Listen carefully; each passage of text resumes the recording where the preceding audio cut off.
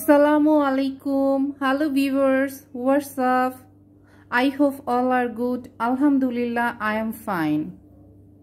হ্যাঁ ভিউয়ার্স, আইন সম্পর্কে জানতে চাইলে আমার চ্যানেলটি সাবস্ক্রাইব করে রাখবেন এবং বেল বাটনটি অন করে রাখবেন।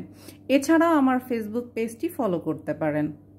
হ্যাঁ ভিউয়ার্স, আমি মূল আলোচনায় চলে যাচ্ছি। আজকে আমার আলোচনার বিষয় হচ্ছে মুসলিম ল ইনহেরিটেন্স, মুসলিম আইনে উত্তরাধিকার।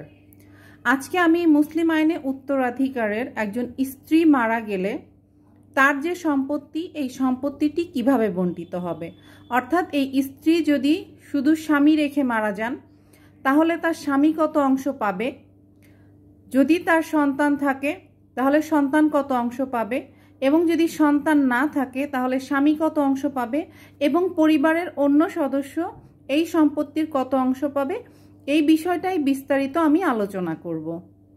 এক্সাম্পল স্বরূপ, একজন স্ত্রী মারা গেলেন, ওনার স্বামী আছে তবে ওনার কোনো সন্তান নেই।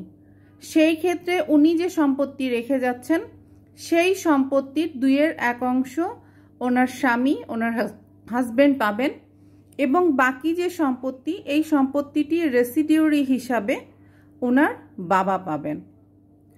এবং যদি এই স্ত্রী মারা যাওয়ার সময় ওনার কোনো সন্তান রেখে যান তাহলে ওনার স্বামী এই সম্পত্তির 4/1 অংশ পাবেন, এবং বাকি যে 3/4 অংশ থাকছে সেটা যদি ওনার ছেলে এবং মেয়ে থাকে তাহলে হচ্ছে 1:2 এই অনুযায়ী ওই সম্পত্তিটি ওনার ছেলে এবং মেয়ের ভিতর বণ্টিত হবে।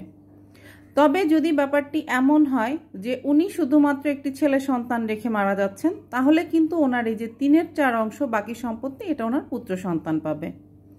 আবার যদি ব্যাপারটি এমন হয় যিনি মারা গেছেন ওনার যে পুত্র সন্তান ছিলেন, ওনার পুত্র সন্তানও মারা গেছে, কিন্তু ওনার পুত্র সন্তান তার পুত্রকে রেখে গেছেন, অর্থাৎ এই মৃত ব্যক্তির ছেলের ছেলে, অর্থাৎ যিনি মারা গেছেন এই যে স্ত্রী, ওনার ছেলের ছেলেও যদি থাকে তাহলে এই যে বাকি 3/4 অংশ, এই সম্পত্তিটি কিন্তু আমরা যাকে বলে থাকি পোতা বা ছেলের ছেলে, সান, সে এই বাকি সম্পত্তিটি পাবে।